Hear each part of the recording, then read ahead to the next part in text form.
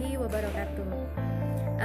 Anak-anakku sekalian, anak-anakku kelas 8, kita bertemu lagi di materi berikutnya, yaitu mata pelajaran prakarya, pengolahan bahan pangan, serealia, kacang-kacangan, dan umbi-umbian menjadi makanan atau minuman di bagian 4. Langsung saja pada materi ya, masih yang sama KD-nya, KD 3.1.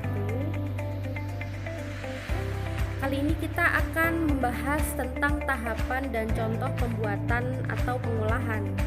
Jadi tolong diperhatikan anak-anak, karena nanti tugasnya juga akan membuat langkah-langkah yang sama dengan apa yang saya contohkan di sini ya. Anak-anakku sekalian, sebelum kita memulai pada tahapan dan cara pengolahan pembuatannya, Olive akan jelaskan, tolong disimak baik-baik. Dalam mengolah bahan pangan bergantung pada tujuan, metode, kebutuhan, dan kegunaan yang kita inginkan. Dalam mengolah bahan pangan, kita perlu membiasakan dengan merencanakan atau merancang proses pembuatannya terlebih dahulu agar memiliki nilai kemanfaatan sehingga dapat dipertanggungjawabkan baik secara ekonomi maupun kebutuhan. Selain itu, hal lain yang harus kita perhatikan adalah tahapan atau proses pembuatannya. Dalam mengolah bahan pangan agar dapat menghasilkan produk pengolahan sesuai dengan kegunaan, jadi kegunaan, kenyamanan dalam rasanya juga tepat, dan pengolahannya kemudian memiliki nilai estetis dalam penyajiannya maupun kemasannya, dan aman bagi kehidupan manusia. Untuk mengingatkan kembali tahapan pembuatan pengolahan yang telah kamu pelajari di kelas 7 atau di pembelajaran sebelumnya, berikut Bu Olive sajikan sebagai alur tahapan pengolahannya seperti ini ya. Di dalam alur tersebut terdapat perencanaan, kemudian pelaksanaan pembuatan, penyajian, pengemasan, dan evaluasi. Ingat, ada 4 tahap. Apa saja? Perencanaan, pelaksanaan pembuatan, penyajian atau pengemasan, kemudian evaluasi. Nah, keempat tahap ini nanti akan kalian jadikan sebuah PR ya. Kalian bikin seperti ini, ada 4 tahap tersebut.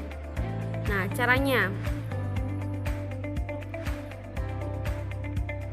kandungan serealia dan umbi-umbian sebagian besar adalah karbohidrat, sehingga penduduk Indonesia mengolah menjadi makanan pokok. Makanan pokok adalah makanan yang menjadi gizi atau nutrisi dasar, yaitu karbohidrat. Karbohidrat menjadi sumber energi tubuh untuk melakukan aktivitas sehari-hari.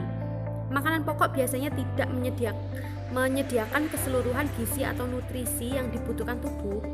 Nah, oleh karena itu anak-anak, makanan pokok perlu dilengkapi dengan lauk pauk agar tercukupi kebutuhan dan mencegah kekurangan gizi atau nutrisi.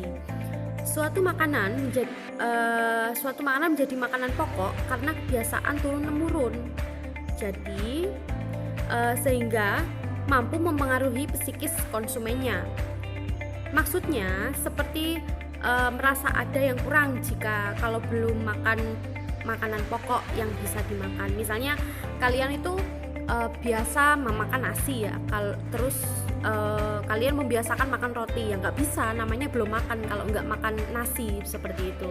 Jadi kalau yang biasanya makan nasi ya makan nasi, biasa makan roti atau gandum ya biasakan makan roti dan gandum, itu namanya makanan pokok atau makanan dasar. Nah, kemudian makanan pokok penduduk Indonesia sangatlah beragam, tergantung pada tradisi dan kearifan lokal masyarakat setempat. Ada beragam olahan makanan pokok dari pangan, serealia, dan umbi-umbian yang menjadi makanan khas suatu daerah di seluruh Nusantara. Jadi setiap suku bangsa yang ada di Indonesia itu beda-beda ya. Ada yang beda, ada yang sama. Ada beberapa di daerah tertentu yang bukan beras, ada yang beras juga ada. Syarat makanan dijadikan sebagai makanan pokok antara lain mengandung karbohidrat atau HA, bersifat menyenangkan atau rasanya netral, murah harganya, mudah ditanam, mudah didapat, mudah diolah, dan dapat disimpan lebih lama.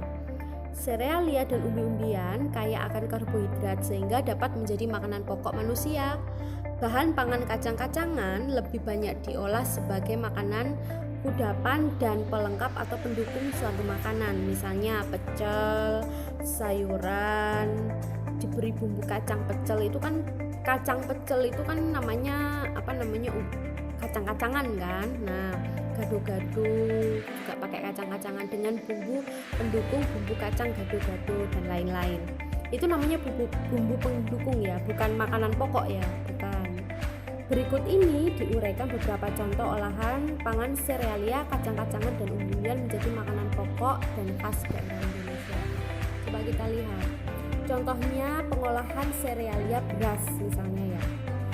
Dalam era modern ini sebagian besar keluarga Indonesia memasak nasi dengan rice cooker ya kan. Kalau kalian kan juga di rumah mungkin memasak nasi juga dengan rice cooker, bukan dengan kompor atau dengan tungku gitu kan, bukan. Sudah zaman modern, tapi ada juga yang masih dengan kompor, pasti ada ya. Namun dahulu atau di daerah yang belum memiliki aliran listrik atau listrik tidak selalu hidup, banyak keluarga atau masyarakat yang memasak nasi dengan cara tradisional. Nah, masih ada, bahkan sebenarnya sampai sekarang itu di daerah terpencil di Indonesia itu masih ada yang tidak menggunakan rice cooker anak-anak. Jadi menggunakan tungku ya, karena hasilnya pun lebih harum, lebih enak, katanya seperti itu ya. Tapi kalau setahu kalian ya paling mudah memang memakai rice cooker karena tinggal dicop listrik aja gitu ya. Sebenarnya memasak nasi secara tradisional tidak sulit, tetapi perlu waktu yang lebih lama dan perhatian yang ekstra. Berikut ini bahan dan alat yang digunakan untuk memasak nasi semi tradisional dan modern. Nah, contohnya ini alat dan bahannya. Beras ya, pasti. Kemudian air. Kemudian yang biru itu bak ya. Kemudian ada sendok nasi, kemudian panci, kemudian dandang. Kalau boleh bilangnya dandang, kalau kalian apa? Menurut saya dandang namanya. Panci biasa, terus panci yang ada saringannya itu namanya dandang kalau menurut saya. Terus yang satunya itu contoh rice cooker kalau misalnya mau pakai rice cooker ya. Nah, produk olahan pangan beras menjadi berbagai macam makanan pokok. Produk olahan beras biasanya diolah menjadi makanan nasi putih, baik itu dengan cara diaron atau dikukus ataupun dimasak dengan rice cooker. Hasilnya seperti contoh ini. Nah, ini kalau diaron seperti ini. Kalau sebelah kanan ini memakai rice cooker. Kalau sebelah kiri ini diaron. Diaron itu direbus kemudian diaduk-aduk gitu, diaron. Kalau yang kanan ini pakai rice cooker, enak, tinggal dicop aja pakai listrik, sudah nanti nunggu matangnya gitu aja, mudah. Yang penting berasnya dicuci dulu ya, gak usah lama-lama mencucinya. Nah, sedikit info agar beras yang dimasak hasilnya nasinya enak, perbandingan beras dan nasi harus pas. Umumnya perbandingan antara 1:1 atau air kurang lebih 1 ruas di atas tinggi beras dalam panci. Namun semua sangatlah bergantung dengan jenis berasnya ya. Kualitas beras yang kurang baik biasanya membutuhkan air lebih banyak, bisa sampai 1 atau 2. Jadi kalau kalian kan bisa melihat ya kualitas berasnya. Kalau berasnya itu kayak kecil-kecil gitu, kayak kepotong-potong, maksudnya biji berasnya itu potong-potong, nah itu biasanya kualitas beras yang kurang bagus biasanya ya. Biasanya kualitas beras bagus itu penuh nggak terpotong-potong gitu loh, penuh gitu. Bahasa Jawanya itu ungkul seperti itu, penuh gitu ya. Untuk mengetahui banyak air yang digunakan dalam memasak beras di rumah, bisa dicoba dengan beberapa cara. Misalnya menggunakan perbandingan 1:1 pada awal memasak. Jika memasak saat air habis dan nasi masih keras atau belum matang, bisa ditambahkan air sedikit lagi pada nasi dan dimasak kembali. Jadi masaknya hingga tanak ya. Jadi jangan sampai nanti kalau kurang air kamu biarkan ya, sakit perut nanti. Jangan ya anak-anak. Jadi tambah aja nasi, nanti diuleni diaduk lagi gitu, nanti jadi matang. Namun di beberapa daerah Indonesia beras dibuat menjadi berbagai macam produk makanan. Pokok nasi yang berbeda.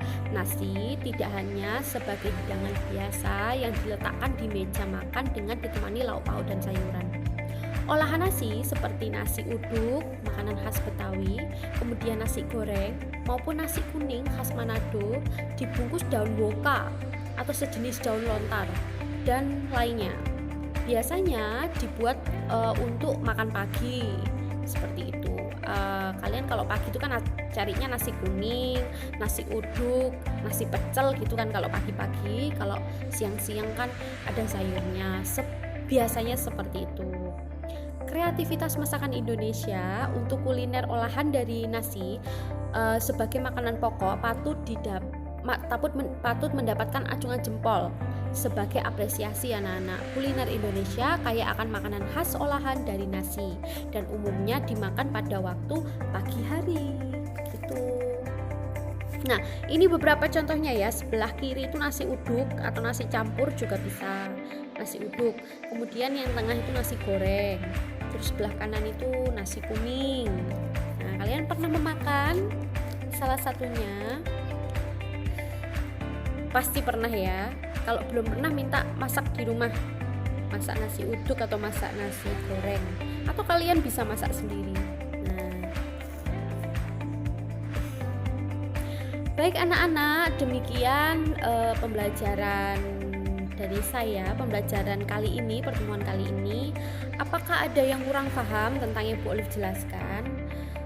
Tolong tugasnya dicatat saja apa yang sudah Bu Olive sampaikan tadi, bahwa di Indonesia itu banyak sekali macam makanan olahan nasi ya, bukan hanya sekedar nasi putih, tapi juga ada nasi uduk, nasi pecel, nasi kuning dan lain-lain. Nah, itu nanti bisa kalian rangkum dengan baik, bisa kalian kumpulkan melalui WhatsApp seperti biasa. Jangan lupa nama, jangan lupa kelas. Baik anak-anakku, saya tutup pembelajaran hari ini. Wassalamualaikum warahmatullahi wabarakatuh.